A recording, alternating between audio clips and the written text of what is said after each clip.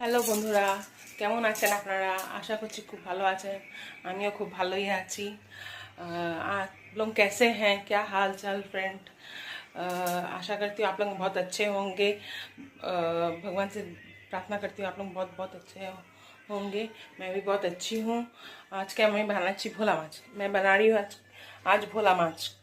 तो देखिए भोला माछ কারি এই যে ভোলা মাছ রেসিপি বানাবো আজকে। ভোলা মাছ কেটে পিস পিস করে কেটে নিয়েছি, একটু বড় সাইজের ছিল। আর এটা আর পেঁয়াজ কুচিয়ে নিয়েছি, আর আলু লম্বা লম্বা করে কেটে নিয়েছি। আচ্ছা, আমি দিয়ে দিব ভোলা মাছের হলুদ হলুদ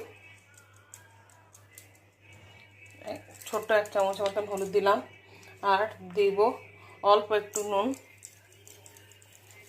নুন দিয়ে দিয়েছি। দিয়ে ভালো করে সুন্দর করে মাখিয়ে নিচ্ছি।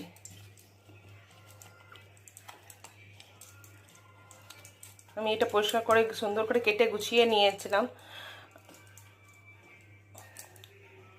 মাছটা খুব বড় বড় সাইজ ছিল বলে একটু ছোট মিডিয়াম সাইজ করে নিয়েছি।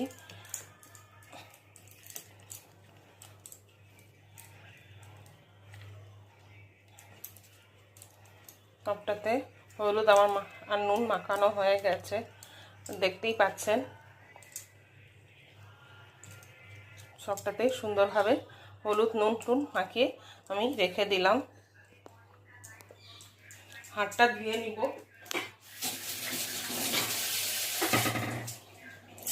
और गैस कढ़ाईटा बसिए दिएছি। गैस में कढ़ाई बैठा दिए हैं। यहाँ भोला मछली में हल्दी और नमक डाल दिए हैं, और सरसों तेल कढ़ाई में दे देती हूँ। मछली बनाना है तो थोड़ा तेल लगता ही है, ज़्यादा, थोड़ा सा ज़्यादा तेल।